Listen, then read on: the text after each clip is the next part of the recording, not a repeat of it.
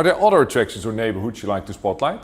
Let's start with the neighborhood. We're currently here in the vicinity, a great bar and restaurant, a true London destination with fantastic views. And for instance, you can enjoy their afternoon tea, a British treat that just tastes better here due to the sensational views of the River Thames and Tower Bridge. Before or after the tea, you can of course take a closer look and cross the Tower Bridge via the iconic glass walkway, or hop on a boat and follow the river. I've heard that song before. That's from the musical Hairspray. Where do I go? Follow the river. I'm very curious, what is your grand finale? There's so many things to do and see in London. That's why it's so lovely to live here. And as a visitor, you want to come back and explore more. And the great thing about that is all London attractions and locations shown in today's report can be accessed by using the London Pass and purchased for 1 day, a few days, or even 10 days. Hi there, what is the ship behind you? It is the iconic Cutty Sark, Britain's most famous and only surviving tea clipper. It was built in Scotland in 1869 and set sail on her first commercial voyage to China in 1870, loaded with beers, spirits and wines. Once unloaded in Shanghai, the hold was then repacked with tea for London, hence tea clipper. Tea clippers were designed to hold as many chests of Chinese tea as possible. Every inch of space was tightly filled with 300-pound wooden chests of tea. Here in Greenwich, we're not far from where tea clippers once brought cargo into the warehouses of the East India Company, crew longing for adventure and sailing around the globe for years.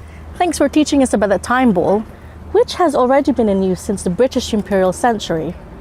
Talking about the British Empire, did you know Prime Minister Boris Johnson just announced the return of imperial measurements? On top of speed limits being in miles per hour and beers and pints, we can finally forego prices in grams and kilograms and once again price goods in pounds and ounces. And there's probably nothing more British than fish and chips. Can you tell us more about this traditional British dish? Freshly cooked, piping hot fish and chips, smothered in salt and doused with vinegar. It simply cannot be beaten. Do you know when and where this British dish first originated on our menu? Most people actually think it originated in England, but it's not true. The history of fish and chips can be traced all the way back to the 15th century in Portugal. In 1839, Charles Dickens referred to it as a fried fish warehouse in his novel Oliver Twist. London stakes a claim as one of the first in England to serve this famous meal, along with potatoes from the New World in the 17th century. Thanks, enjoy your fish and chips and borrow Mark. Hi there, I see you're in Baker Street. Yes, Sherlock and I are on Baker Street, standing in front of this splendid 4-story Georgian townhouse dating back to 1815 and now serves as a Sherlock Holmes museum. The museum opened its iconic doors in 1990 and now attracts thousands of visitors from all over the world, making the pilgrimage to the home of the famous Sherlock Holmes. In the 16th century, the Honourable Society of Middle Temple, or most commonly known simply as Middle Temple, has been one of the 4 Inns of Court law schools. Shakespeare himself was interested enough to make it as a setting for his play Henry VI.